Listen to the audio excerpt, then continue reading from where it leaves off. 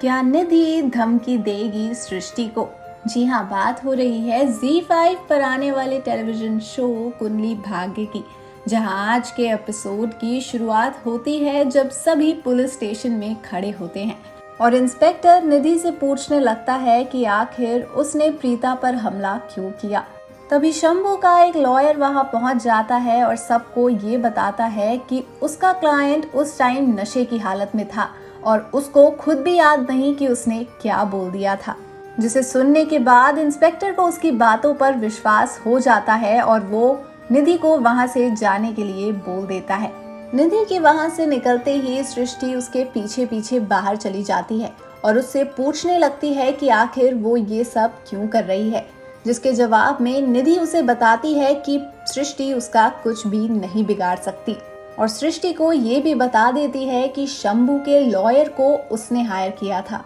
और चाहे कुछ भी हो जाए वो दोनों बहनें मिलकर निधि का कुछ भी नहीं बिगाड़ सकती।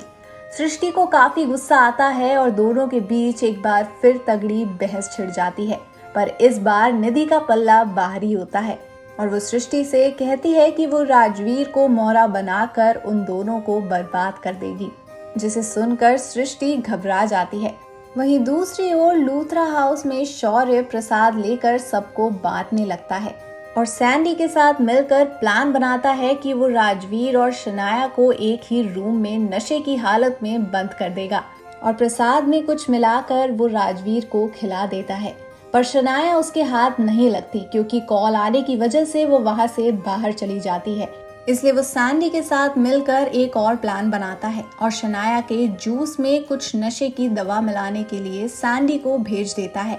और खुद खड़ा होकर शनाया से बातें करने लगता है। सैंडी के वहां जूस लाने पर वो शनाया को वो पिलवा देता है और उसे कहने लगता है कि राजवीर को शनाया से कुछ इम्पोर्टेंट बात करनी थी और राजवीर उसे हर जगह ढूंढ रहा है। इसलिए शनाया उससे बात करने के लिए नशे की हालत में चलने लगती है। अब आगे आने वाले एपिसोड में क्या होगा जानने के लिए जुड़े रहिए हमारे साथ हमारे चैनल बॉली टीवी से और सब्सक्राइब करना बिल्कुल ना भूलें।